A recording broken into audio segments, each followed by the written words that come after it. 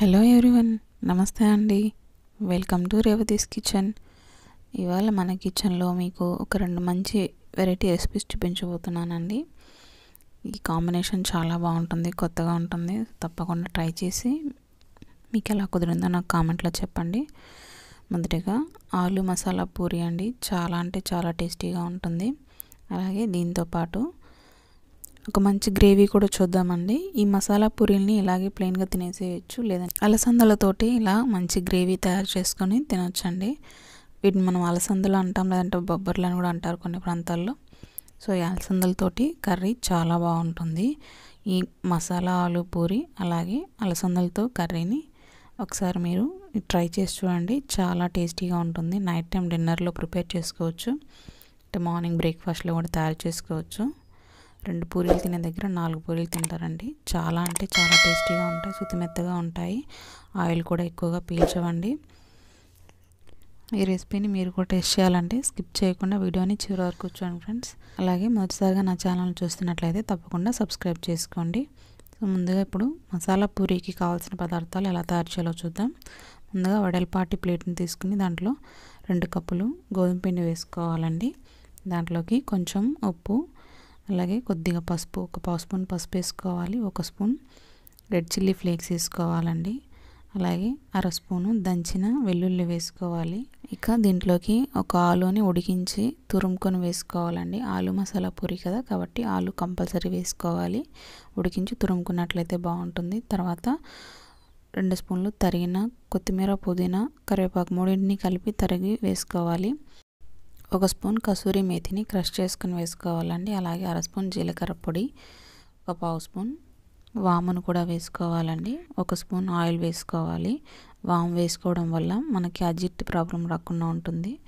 So oil 1 table spoon వేసుకుని మొత్తం అంతా బాగా కలిసే విధంగా ముందుగా కలుపుకోవాలి. కలుపుకున్న తర్వాత నీళ్ళను కొద్దిగా యాడ్ చేసుకుంటూ దీన్ని పిండి ముద్దలాగా తయారు చేసుకోవాలి. కొంచెం గట్టిగా ఉండే విధంగా తయారు చేసుకోవాలండి.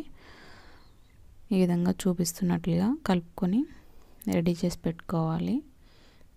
దీన్ని ఇలా గట్టిగా ఉండే విధంగా కలుపుకొని మూత పెట్టుకొని 15 నిమిషాల పాటు రెస్ట్ ఇవ్వాలండి. ఈలోపు మనం కర్రీ ప్రిపరేషన్ చూద్దాము. అలసందల కర్రీ కోసం ముందుగా అలసందలను తీసుకోవాలండి. ఇక్కడ తెల్ల అలసందలు తీసుకున్నాను. వీటిని ఒక 5-6 గంటల సేపు చక్కగా నానబెట్టుకోవాలి. నానిన ఈ అలసందల్ని నీళ్ళను వంపేసి తీసి పక్కన పెట్టుకోవాలండి. ఆ తర్వాత స్టవ్ వెలిగించుకుని బాణలు పెట్టుకుని 3 టేబుల్ స్పూన్ల ఆయిల్ వేసుకోవాలి. ఆయిల్ హీట్ ఎక్కిన తర్వాత కొద్దిగా ఆవాలు, కొంచెం జీలకర్ర వేసుకోవాలి. అవి చిటపటమన్న తర్వాత 1 కప్పు సన్నగా తరిగిన ఉల్లిపాయలు వేసుకోవాలి. ఉల్లిపాయలు మగ్గడం కోసం ఉప్పు వేసుకోవాలి.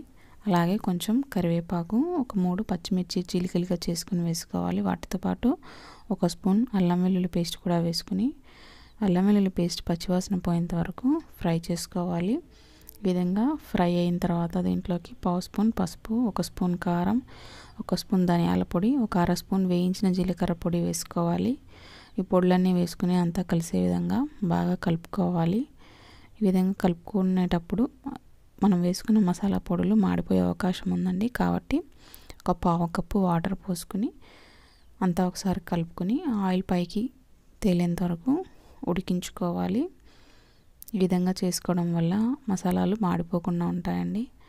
తర్వాత ఆయిల్ చుట్టూతా రిలీజ్ అయిన తర్వాత 1 కప్పు టమాటా ప్యూరీ వేసుకోవాలి. ఇక్కడ నేను కొంచెం పెద్ద టమాటాలు 2 తీసుకుని మిక్సీ పట్టుకున్నాను. ఇలా మిక్సీ పట్టుకొని వేసుకున్న టమాటా ప్యూరీని ఇలా ఆయిల్ చుట్టూతా వచ్చేంత వరకు ఉడికించుకోవాలి, కలుపుకుంటూ మధ్యలో.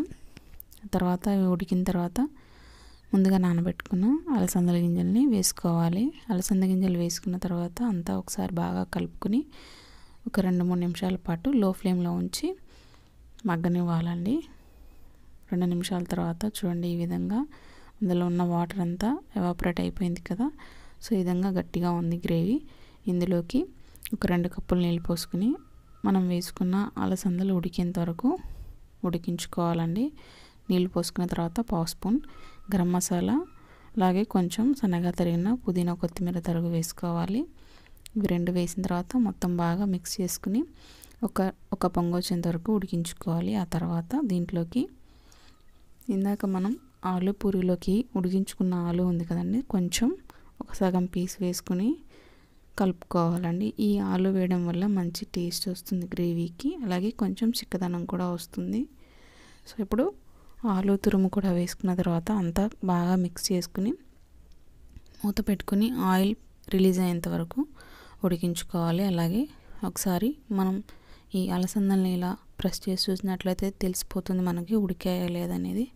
సో ఇప్పుడు పర్ఫెక్ట్గా ఉడికిపోయిందండి, గ్రేవీ కూడా చిక్కబడింది కదా.